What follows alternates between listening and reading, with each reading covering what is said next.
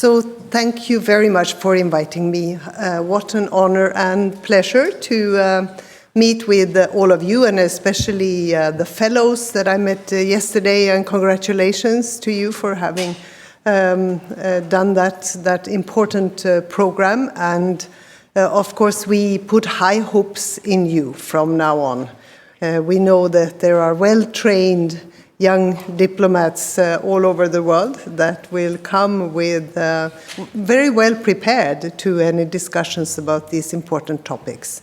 And we were talking, Maria and I, about how to do this, and they invited me to just say something as an introduction, and maybe this is a way to present myself and a little bit about my background, and then we will have a conversation after that. And I was thinking, what could I possibly tell you? I'm touching this. Maybe will I do something? I have to move, I think. Otherwise, you will. It's quite okay. It's okay. Yeah. All right. First of all, my background is in politics for a long time, and my last post was serving as the Foreign Minister of Sweden for 5 years, and before that, I worked for a couple of years also for the United Nations on sexual violence as a weapon in war and conflict.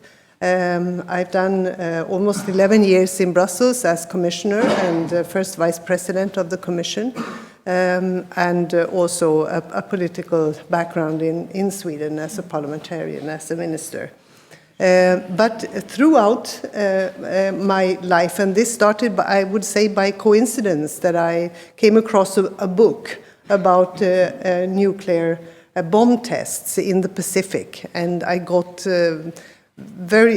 I was absolutely obsessed with this after that. I just thought that this cannot be right, and I started to engage, and I wrote about this issue, and it has followed me since. And of course, you cannot work obsessed. You have to be a realist as well, and you have to take small steps to change things around. This is what you learn also in politics these days. But what I miss in today's debate is some kind of vision and some kind of action plan for how to move forward in a situation that is so serious, because a reality check would show us that first of all, that the so-called doomsday clock is now turned back to 90 seconds to midnight. And it means that the risks are even more incipient. And of course, there is also an incipient nuclear arms race, and countries show off their nuclear arsenals. Nuclear weapons are modernized. The existing treaties on weapons control are busted or being undermined, and more countries strive for becoming nuclear states. So we live in an era of rising international tensions and distrust, renewed major power competition, and also destabilizing new technologies. Because remember also, some of the existing agreements and conventions that we have do not cover modern technology. And this is, of course, something that we have to take into account. And we have not yet regulated what countries are allowed to do in outer space or in the deep seas and what have you. And this is, of course, an enormous challenge to the whole world. And also that the rhetoric is changing. It sounds atomic, strategic deterrence, and the old taboos that were established here are no longer functioning. And I think this is important to just state that that's how serious this is. I also think that when I was also serving for 2 years on the advisory board on disarmament matters, and we wrote a report to the Secretary General, we could also state that there is a need for a new definition of security it has to include also the way we look at the effects of climate change, for example. It has to take into account the fact that countries use disinformation or other methods that we did not take into account when many of the previous efforts to negotiate were made or were successful. And as we know, Albert Einstein said that the release of atom power has changed everything except the way of thinking. And if our thinking is still in an old world and does not include sort of these new elements, then we are in a very, very bad situation. Thank you to Iceland, because I think Iceland has, both in multilateral context, Iceland has always been such a reliable partner, has always been active, always, I think, also a loyal a member of NATO, but also in the Nordic context, since we will be talking about that has always been a country that we can trust, that we can engage in a dialogue with. And I think that initiatives like ACONA should be, we have to make it better known, and I hope it will spread. And I do have a list of things that I really hope that you will be able to contribute, but maybe we can take that later. But it is also, maybe it creates a particular type of people to live on this thin crust, knowing that any time something can happen and will change your lives. So I think you enjoy life more than most other people, that you are kinder, that you are always innovative. And this is what we feel when we can come here as guests. And thank you so much for having me. And of course, culture and the language we should never underestimate, because this will also be a fight about who will tell the story about our future, who will write that story, as much as I think we need to write a story about how much we enjoy democracy and living in democracies. Because if we cannot live in democracies, it will be also increasingly difficult to both engage in a discussion and understand what is going on, get the proper and correct information, and also to do something about this together. So I think that this means that we always have to think about all these issues in that bigger picture. And it's a very, very serious situation for the world at the moment. So I can only say thank you again for letting me be part of this, and thank you and congratulations to the fellows. And I'm sure that we will see you also in the future. You will be tomorrow's VIPs. I am certain of that. So thank you for having me.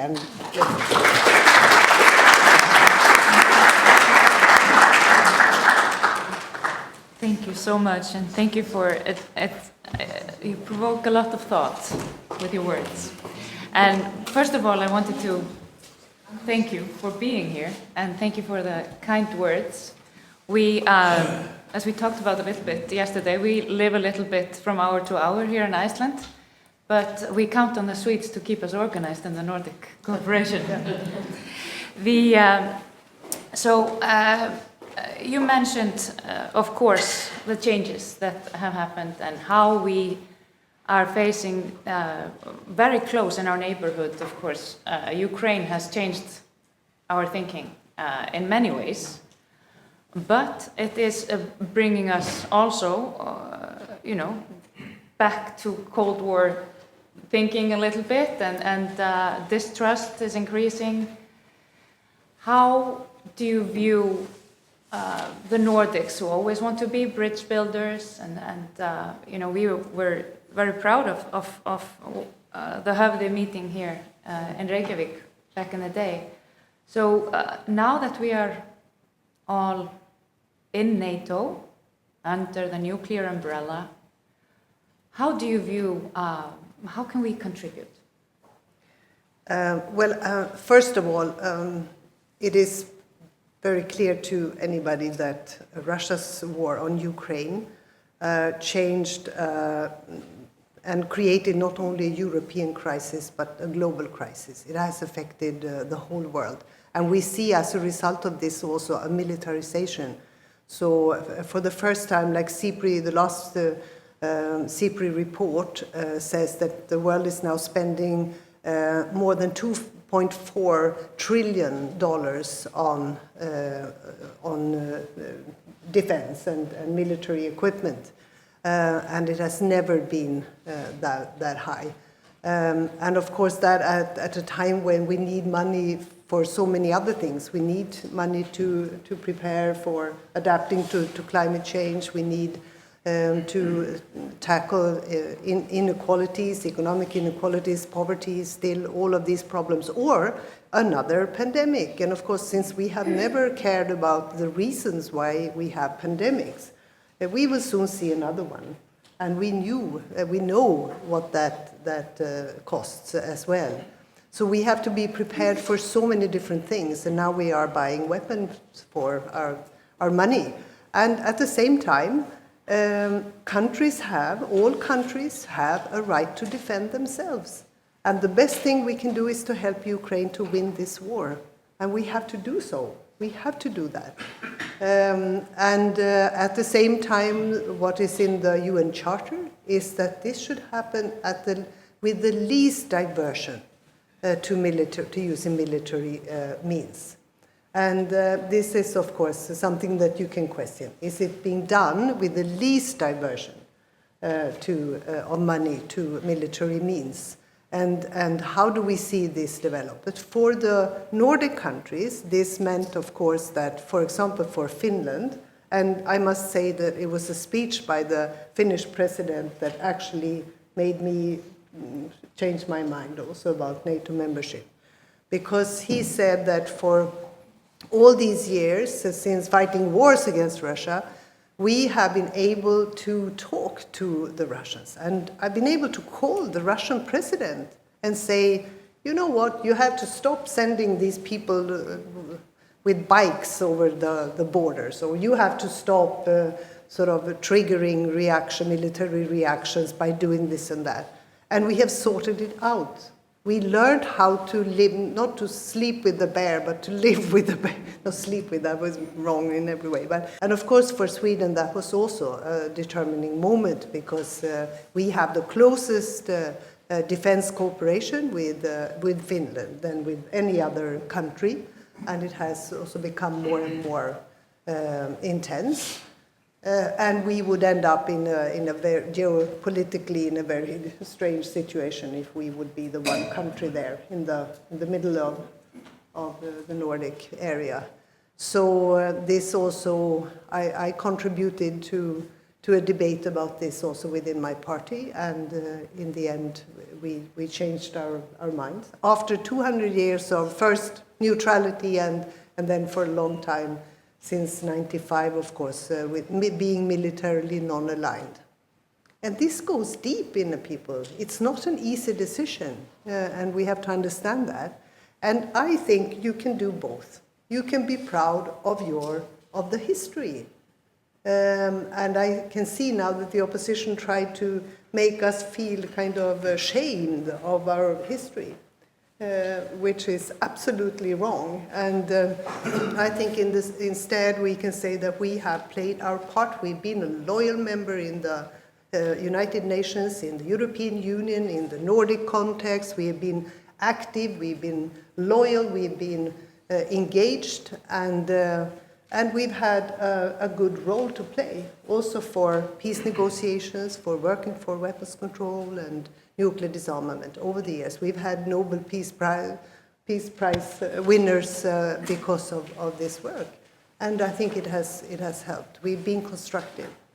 So we can be proud of that, but we can also say the world looks very different since Russia, sort of with their ambitions right now, with their totally unpredictable way of acting, and with an aggressive attack on Ukraine. We had to change our position. And but I think the nuclear issue will remain one that we have to discuss, because I would say also that it has changed. This is a long answer now, but I'll finish with this. I think that what is happening now is that Putin, in the way he acts, he definitely changes the rhetoric about the nuclear weapons. He definitely threatens to use nuclear weapons. And I think that the agreements that we have, weapons agreements or signed agreements, they counted on nobody threatening to use nuclear weapons. That was kind of the deal, that you don't do that. You know they are there, but you don't openly threaten. And nobody has done that for 50 years, actually. And this is an important place, if we look at history. But he's doing that now. He understands that this is seen and heard as a threat to use nuclear weapons. It means also that the threat of using nuclear weapons stops the rest of the world from doing what they ought to be doing to help Ukraine win. This is my take on it. Because we don't dare to do that because of the threat of the use of nuclear weapons. So what we ought to do, what we need to do, we cannot do because of the nuclear threat from Russia. And this is a very serious situation. So, but I know that people will question that. That's fine, and we can talk about that. But this is how it goes so deep, and you have to understand in a country where this is part of our identity. The Swedes, and I would say in many Nordic countries, we have been working against nuclear weapons or for nuclear disarmament. It is difficult to put yourself under the nuclear umbrella, and the way forward, we have to think carefully about how can we act, maybe also as Nordic countries, in thinking carefully about the role of nuclear weapons in the future. What happens if Trump wins the war? He wants to restart nuclear bomb tests, if I remember correctly from last time when he was a president. What does the world and NATO do if that happens? So then we are all in peril. It's interesting. Sorry, I couldn't. Sorry, no. Sorry, we love listening to you talk. No. So it's and you've had such a broad career, and you've seen so many things, and you've been sort of innovative in your approach to many issues, including gender, and perhaps this is an area where we need to be quite innovative in our thinking. Yeah, and I think I started the Stockholm Initiative, yes. and the current government, that was one of the things that they did not get rid of. They didn't like feminist foreign policy, but the Stockholm Initiative they've kept. And the Stockholm Initiative was a way to say, if we disagree on many things, but we ought to look at, in a reasonable way, both NATO members and non-NATO countries, what do we do with the risks? Can we define it as risks and not just talk about disarmament immediately and reducing the numbers, but can we talk about risks and can we talk about confidence building? How do we build confidence between the countries that also possess nuclear weapons? And we created those, or we worked on the so-called stepping stones, so small things that could be practical things that could be done, and that all countries could agree that this is just reasonable to do, to reduce the risks of nuclear weapons being used by miscalculation, a small miscalculation or misjudgment or mistake, and we are falling from the cliff. And this is exactly what the Secretary General has pointed out, that that's all it takes, a small mistake, and the consequences are enormous. Yes, and with more militarization, the risk increases. Yes. Yes. But now that we've talked a little bit about, how you feel as a Swede not being neutral anymore. Well, neutral, that was a long time ago. I mean, we say militarily non-aligned. We are no longer, since we also joined the European Union. Of course. We are not neutral. We fight for democracies and for... It's a feeling that I think many Icelanders sort of identify with, because we don't have a military. And there is sort of this sense that even if we are in NATO, we are we've taken a different approach.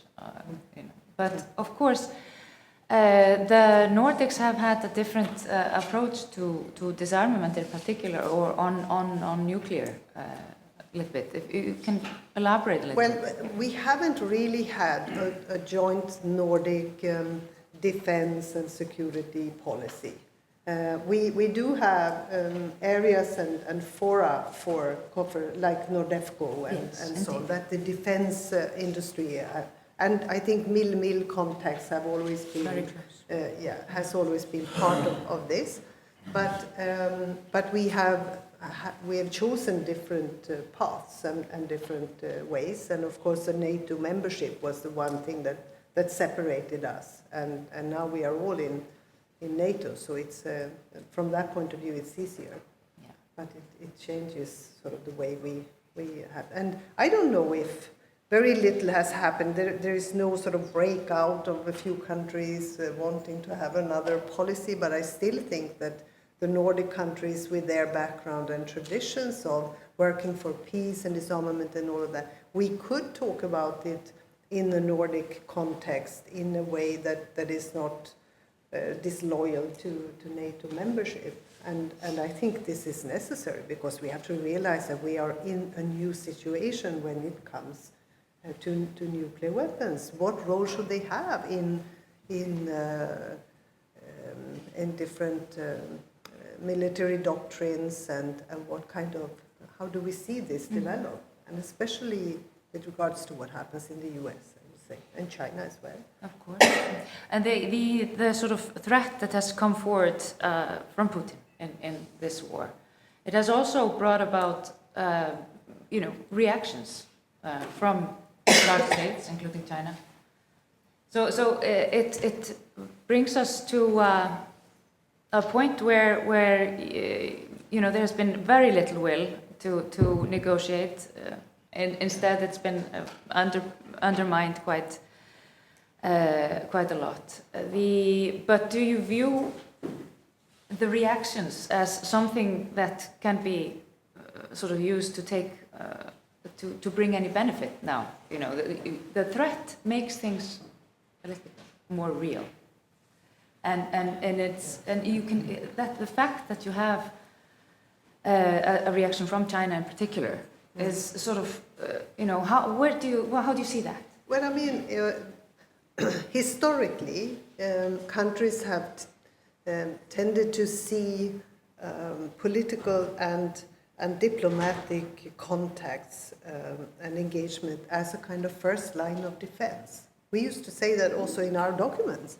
And I don't know where I think that went out of the window, because it's very difficult to see that there are any attempts to engage in political and diplomatic contact. It's simply impossible especially with the Russians. But of course, we need to, in the future, we need to engage China. We need to discuss with all countries. We need to find a way back. And what does modern diplomacy look like then? And this is where I hope you can help young students and diplomats. What should it look like, and how can we re-engage in a sort of a modern way, at the same time as they are fighting a traditional war. And I keep saying it's at the same time both the most archaic war and the most modern of wars. We recognize these sort of trenches and old-fashioned tanks that roll over fields, and violence is, of course, since the beginning of time. But it is also the most modern. We can collect evidence from satellites. We can follow it real time because they show us videos from when these war crimes are committed. So we follow it in real time. We can do much more to create accountability for war crimes as well. And this is something that we have to use, I think, better. And it's very exciting because I've been following with what happens to nature and the environment in Ukraine. And this is how they can also be much more on their toes with registering and collecting evidence for environmental crimes. So that's exciting. But yeah, I think was more for the end, but I think we say vinci pax bellum. You know, if you want peace, you have to prepare for war. But I think if you want peace, you have to prepare for peace as well. You might have to fight a war to defend yourself, but you also have to invest in peace. You have to build knowledge, and you have to train people, and you have to open embassies, not close them. You have to do all of those things that you know, I tried to make a little list and invest in diplomacy and dialogue. And this is, as you will know from Pavel and others who are here, this is also a craft. This is something that you have to learn and understand. And you gave an example when you opened. You learned something about bringing parties together for discussions. And I think you have to encourage research, and you have to seek sort of knowledge-based solutions to do more of that. I think you have to build democracy stronger and realize what really matters when it comes to democracy in our countries. And I think, of course, we have to reform the Security Council, because Russia started the war while being in the presidency of the Security Council of the United Nations. So the number of conflicts have gone up like this, and the number of UN operations have gone in the other direction, at a time when the UN is most needed. So we have to do that. We have to find maybe a Nordic platform, another new Nordic platform for, I would say, foreign and security policy. So we can talk about these things in a serious way. And I think we have to strengthen support for multilateralism in every way, and start to talk positively about that. That it's important. It's easy to disregard or talk, have bad mouth the UN. It's always easy to find problems, but you also have to be able to feel proud to work for the UN. And a wider definition of security. So how do we put a premium on diplomacy and dialogue? That's the challenge for us now. You mentioned the UN. It's, of course, it's a little bit like democracy. It's the best thing we have. Yeah. And we have to really put efforts into reforming it so that it really reflects the interests of all members. And with everything that's going on, with increasing distrust, the gap seems to be widening within the UN and not narrowing. And you have been, of course, you've been on the advisory board for disarmament. Yes. With a wide-ranging membership. Yes. What's your takeaway from that? Do you and also just on the UN in general, the Nordic cooperation is very close on a number of in a number of areas, and there's always the talk that the Nordics are in a place to reach out. Yeah. So if you put this a little bit together, like where do you see, how do you see the differences reflected perhaps in your work in the advisory board, and then also is there a place for the Nordics, and not necessarily on nuclear but on everything, because I think if we bring everybody closer together, then there's more chance for success in all areas. It was never boring in the advisory board on disarmament matters. It was difficult very often because we really had very diverging views, but we always had a respectful discussion. We invited a lot of experts and people that we wanted to listen to and get some input. We also had a Russian colleague, always also very constructive, but of course also it's problematic for him, because we could not work in this group without describing Russia's war on Ukraine. So how do you do that? So that was tricky. But we focused our recommendations on how can we strengthen the role of the good offices of the UN, the Secretary General. What can member states do better? So we have a number of recommendations, more also of transparency and a chance for ordinary citizens to engage and to understand what is going on. And I think this is problematic because, I mean, the military don't want to tell us exactly what the risks are or the threats are. They rarely do. But they want us to pay. They want taxpayers to pay for more military means and more weapons. And I think this is something they have to figure out how to do so that we can actually also make an informed decision about how to use budgetary means. But it was, I think, and also we say there are more things to study. So the real costs of using so much money for military means also has to be looked at. It was a long time, many years ago, since they last looked at the costs of militarization. So we think that is, and you should look at what does it mean also for social and environmental and other needs in the world. So that's one thing, and other studies also that we recommended, and a wider definition of security. So, it was fascinating. Do you feel that there has, of course, aside from the war, but also, prior to that we had COVID, we have a lot of we have the debt problems in the developing countries. Do you feel that the gap has widened? Do you feel that the UN has changed since you were in office? Yes, and the UN is its members, of course, and the fact is that the veto in the Security Council, of course, hampers and stops the UN from functioning as it ought to. I think there have been good attempts by some member states, Liechtenstein not least, to find a solution where you can engage the General Assembly instead. But I mean, this is sort of temporary, and makes it more sort of complex. You have to reform the Security Council and the UN so that it also has the trust from member states. And now both Africa and Latin America, of course, and South America says, we don't have a proper seat and a voice, and we represent big parts of this planet. So, of course, to become both more legitimate and more effective and more efficient, you have to do that.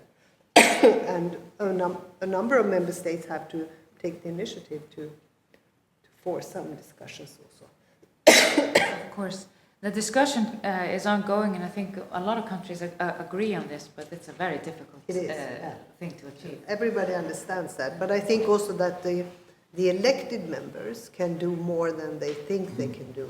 And we saw that also when we served on the Security Council. If the 10 elected members come together and try to find solutions, that can somehow also push the others in the right direction. Right.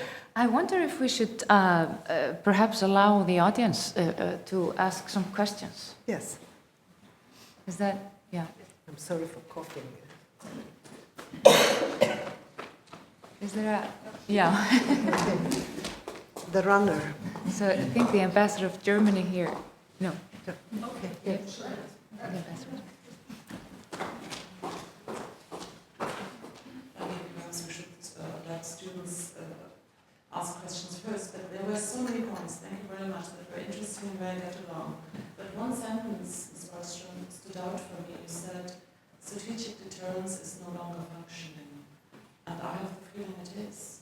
So in the Cold War it worked, and now we are in a post-Cold War.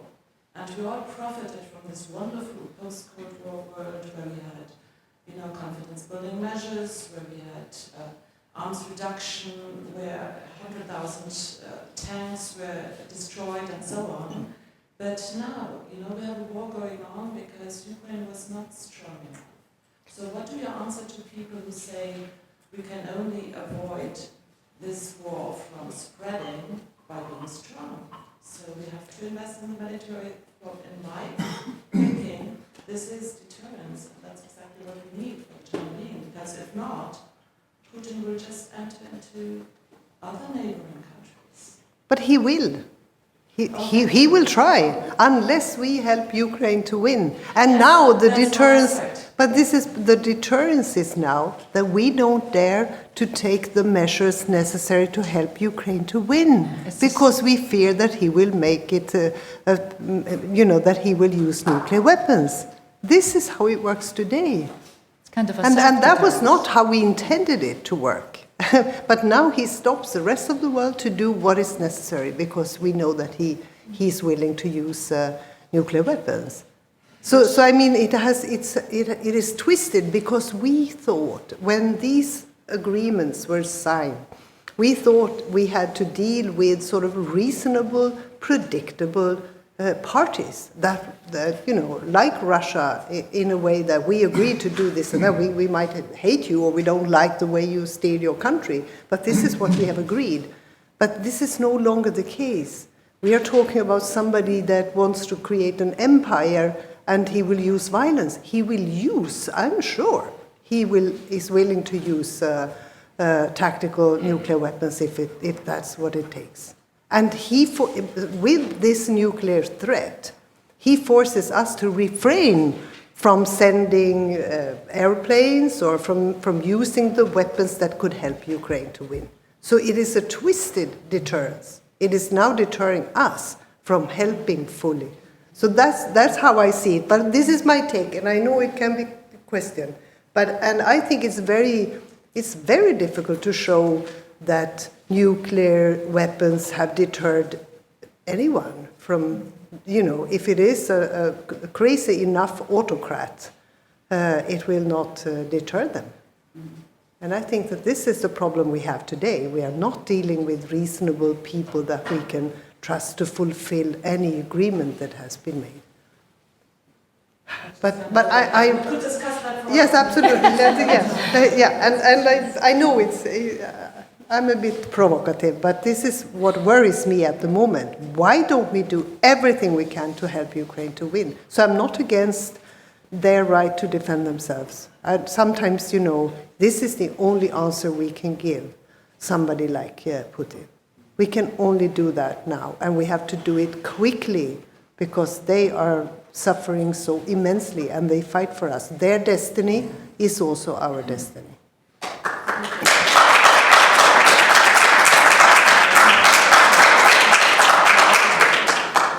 Yes, please.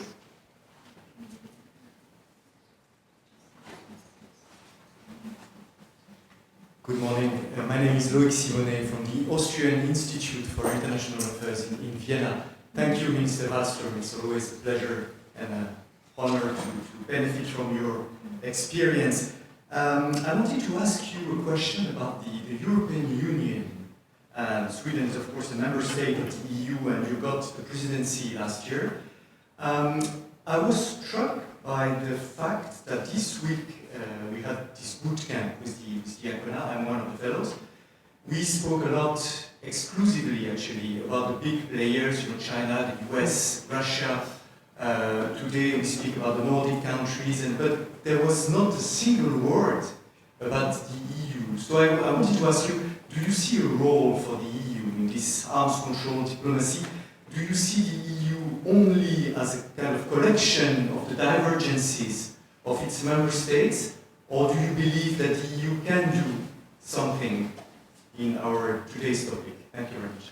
Thank you very much. No, absolutely. I think that this has changed the EU also fundamentally in the way that this has triggered a debate about is there a military role for the European Union? What about cooperation, defense cooperation, and what have you?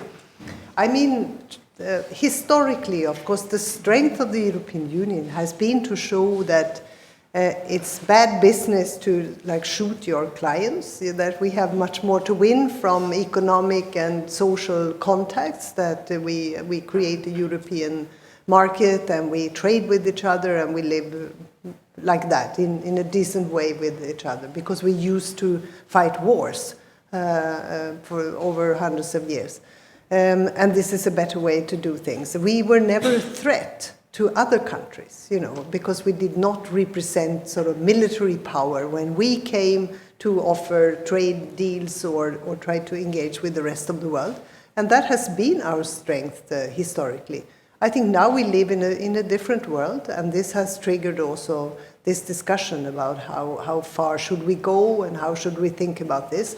I think small steps will be taken, or maybe some big steps as well. And France, not least, is sort of leading this, and let's see where it goes. Other countries will be more hesitant, I think, but I'm sure there will be ways to sort of make it clear to the rest of the world that we are also willing to defend ourselves, that we will care for the basic values that bind us together. We will care about being rational when it comes to defense industries and what have you. But this is something also that member states are very careful not to, they want their own, decide on for their own industries. So I think it will be maybe like dithering, but it will move in that direction. And I think also we've shown during the pandemic, if the European Union can, that it can do a lot when countries come together in the Europe and with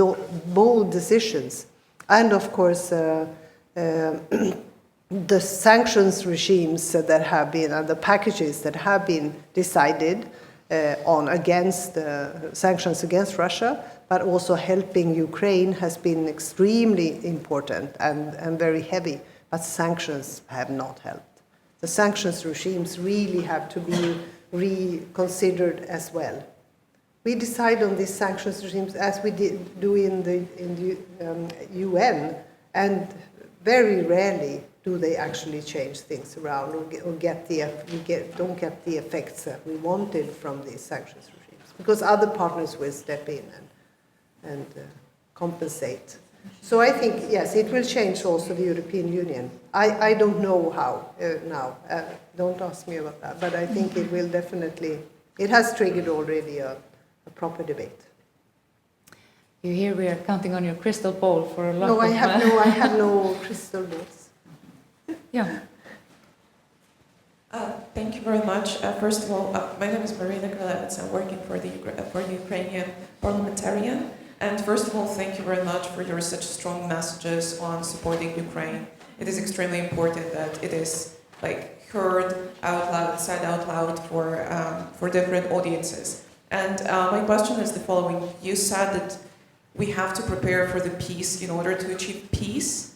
And my question is whether Europe was and is ready for the war, because so far it seems that Europe is ready for the war when Ukrainians are fighting and giving up their lives. And when it comes to the Russian demands, they want Ukraine to become neutral and to abandon its aspirations for NATO and to give up the 30% of its territory. So it's not the thing that Ukraine can agree on. And by allowing and entering into the negotiations with Russia at some point, it just gives the signal to the other countries outside that it is okay to do like this, to violate international law like that. So my question is whether Europe is ready for the war, and how can we overcome this fear around European countries to provide Ukraine with fighter jets, with heavy missiles and so on, so that it actually can win, but not just maintain and survive. Thank you. No, I'm not talking about, because it is only Ukraine that can decide when it's time for a peace agreement. So it's not, this is something generic. It's for all countries, and also my country. We have to make sure that we know the handicraft of diplomacy also better. And now it's kind of lost in a world that is so militarized and with only seeing military solutions to everything. And this is thinking short term, because you have to win this war. We have to do everything we can to help you win, and we hope that it shouldn't take too long. So it's not that I am saying that it's time for peace. I am saying that we have to prepare for the longer term. The question is how to talk to the European states so that they are not afraid of escalation, nuclear war, and so on, and that they become braver into providing Ukraine with the heavy weapons that are needed to win. I do that all the time, actually. I think that this is now the problem, that we are not seeing NATO or individual countries helping Ukraine as they should because of the threat from Russia to use nuclear weapons. And I find this deeply disturbing. And I absolutely argue for, there is no other solution. You have to defend yourselves. And otherwise there will be other targets close to us. There's one question here in the front.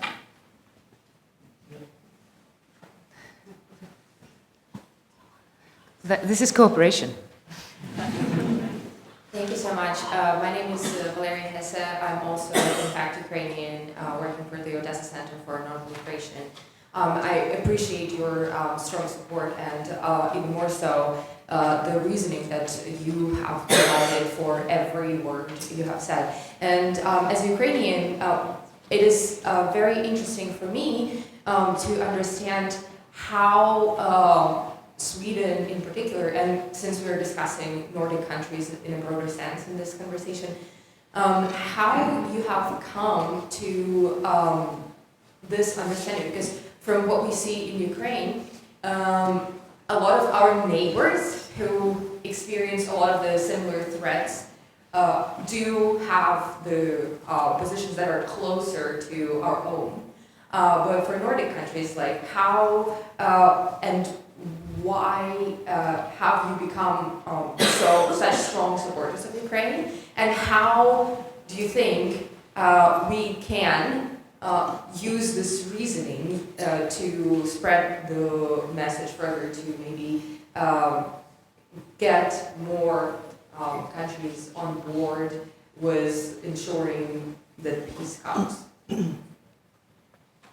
But well, I mean, we have been lucky to live in peace for such a long time, and been able to appreciate everything that comes from living in a peaceful environment, in a peaceful country, and without sort of conflicts that we've had to solve with military means. So it gives us a particular, I think, attitude and atmosphere that we can use, and also I believe that we have to be generous with the development and making sure other countries also can solve their conflicts in peaceful ways, and that is also part of a responsibility that we have.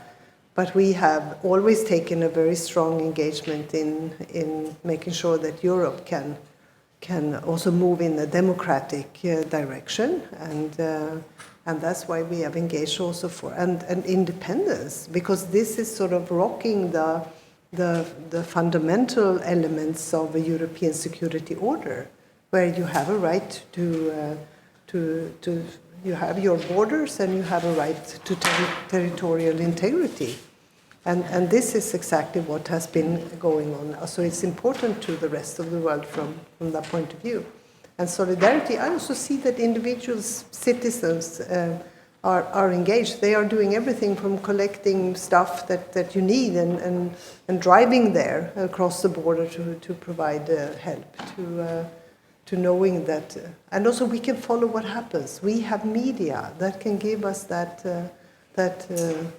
picture, and we are not put in shade, you know, like in Russia, where people don't fully understand that Russia is fighting a war against Ukraine. So this is also why we have to at the same time make sure that we can live in societies that are open and democratic. That will help us to keep peace and to engage solidarity, also mobilize solidarity. And while we pass the mic, perhaps I can add from the Icelandic point of view that for us it's an existential question.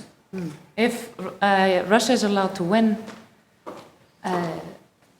it fundamentally changes the rules of the game. And a relatively recently independent country, we rely completely on the international order. So Exactly. so that makes it an easy choice to support Ukraine. But are there any other questions? Because, yes? Just on the question of military expenditures and development, I mean, clearly there are always choices to be made.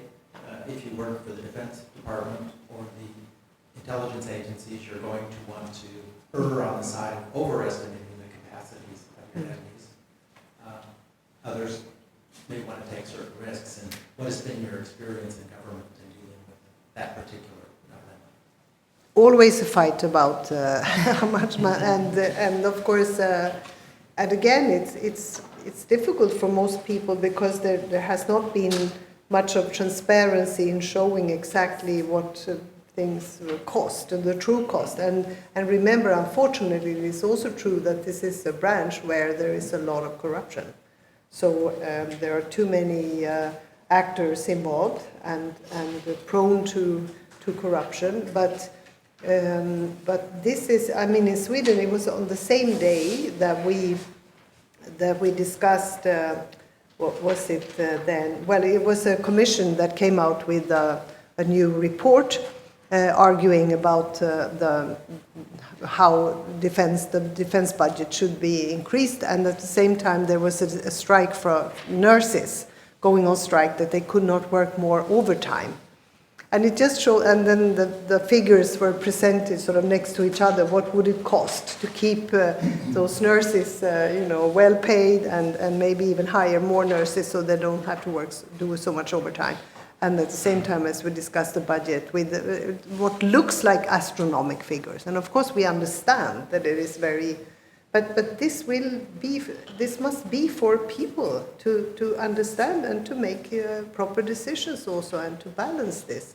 And that is it's not easy, definitely not. And I don't have a solution to that, but I think that the defense department also has to be able to tell people more direct and more in an honest way that this is how we see the threats to our security. This is where we think the most urgent needs are, and we need money to make sure that and I have an idea also. I think that to draft som heter värnplikt. Vad heter värnplikt? Vad säger? Draft. Military service. Yeah, the kind of the traditional military service where all young people are drafted to military. And I believe we should have a kind of citizens service or medborgartjänst, where you can choose. Of course, you can choose the military track, but you could also choose, for example, an environmental track, because we will see much more of these natural disasters and catastrophes that come from floods and forest fires and snow. We've had snow events that have been very, very difficult. Or you can choose something social. It will bring people together. It will show that we are part of a community. I think you have it in the US at the local level, where, for example, also students, they go and do service, like service for societies. And I think we should design it in a way that we engage everyone. Also, maybe retired people who feels that they are still, they can contribute something. But something that brings us together and shows us our vulnerability, but also how much we can do if we come together. So I think there's a reform to think about how to design such a medborgartjänst, that would be something for the future. We will need all of us to help in those situations, and we've seen it increasingly often. And I know the US also have had enormous floods, and you have to clean up like almost a whole state afterwards. And how can we do that if we must prepare also for these things? But I don't have a solution to it. It will always be a political debate and discussion in every country. Well, is there no, you took the right amount. Silja. Thank you so much and for a very interesting conversation. I know we're coming to the end probably, but as I study feminist foreign policy, so thank you for bringing that into the international role.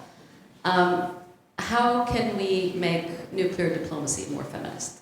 Yeah, that's a very good question and a relevant one, because normally women have been seen as the ones that are activists and out in the streets with the peace sign, you know, and not so much involved in those negotiations and the real stuff that has to do with the militarization and defense and security. And this was also one of the things that we pointed to in the advisory board on disarmament matters. And I think now, for example, UNIDIR, that is the UN's research body, actually does a lot on this and have written reports on it. And I think we just have to have more of an open discussion. We have to invite women as well, because they are very often the targets. They end up on the front line of modern wars. And this is why I'm saying that also in Ukraine, I hope that the president will also appear with also women by his side, because women fight, they love Ukraine and they fight as hard as men do, but maybe in different roles. And that has to be acknowledged in every war. And we have to end impunity for the type of crimes that are committed against women in particular during war as well, like sexual violence. So I think we have to make it, also there, we have to make a decisive, be deliberately inclusive is the word. Be deliberately inclusive. Invite also women into that discussion. Why shouldn't they have a say? They make up half of the population, and they are affected as men are. And they often take care of the children and the elderly and make sure that life can continue after a war. So women has to be part of those discussions as well. Absolutely. Well, anyone else? Last question? No.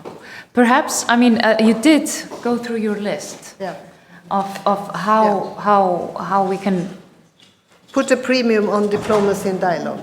Yes, exactly. And also, you know, your final advice and message for the fellows today. It is, I will make a poetic quote then, because you know that there is this beautiful line about hope, that hope is that thing with feathers that perches in your soul and sings a song without the words and never stops it. So good luck and with hope.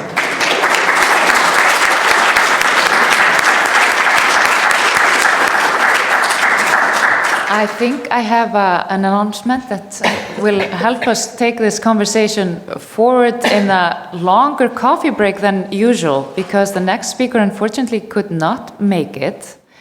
And I know that you have really put us to work now. We have to take a lot of these things forward and talk about it and see what we can actually do. So without further ado, we can go have some coffee. Thank you. Thank you so much.